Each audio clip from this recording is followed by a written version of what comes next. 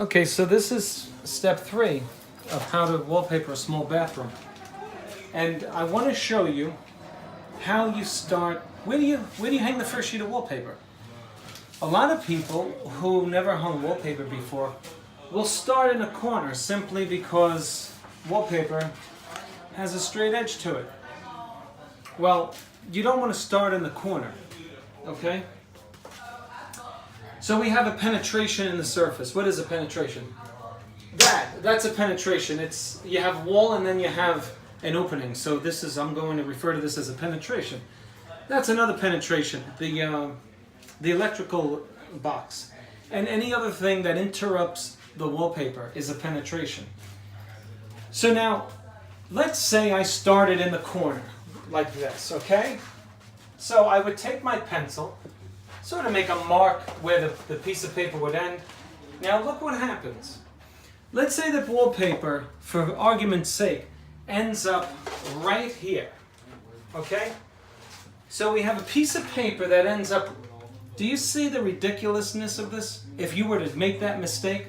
So if you started the wallpaper here and it ends right here, you have 4 inches of wallpaper with which to negotiate around this penetration. You want a more substantial piece of paper to be working with to put between the sink and the toilet bowl, okay?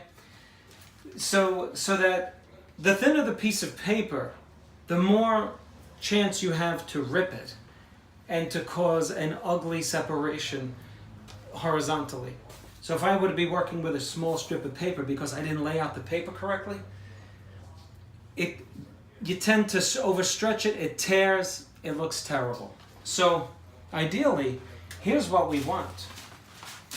This space here, you want smack in the middle, okay? That's how you want that paper to lay out. So it would be cut here, and the rest of this to the right of the middle would be the wallpaper. You don't want to seam right next to the toilet bowl. You want it behind the bowl, right? And so if I put my paper like this,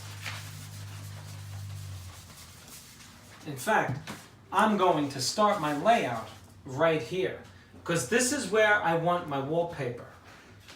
I want a substantial amount of wallpaper. In fact, this is where I want this, right here. Now be careful when you're making pencil marks on a seam.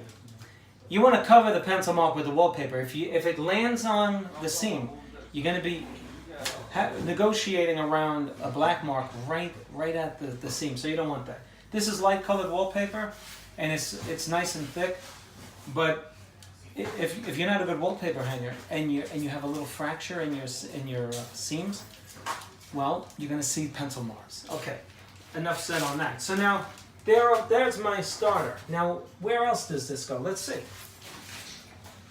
So far so good, right? So now I got to take out my tape measure, right? Because I got to figure this out here. I have 20.5 inches. So 6.5. Okay, we're good right here.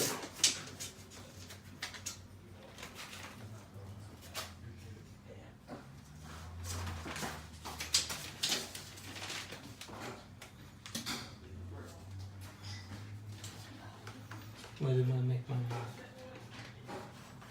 Okay, so you could come behind me.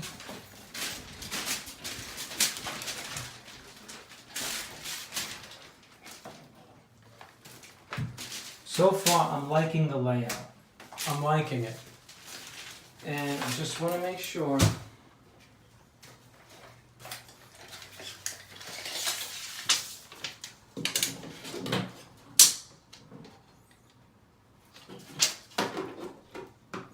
oh, I like this a lot. I like it a lot. I've already determined where I'm pretty sure that's where I'm going to start. I'm liking it. See, what I'm doing is I'm simulating hanging the paper right now, and I'm going by the 20.5 mark right there. I'm liking it. In fact, I'm pretty happy with what I'm seeing so far.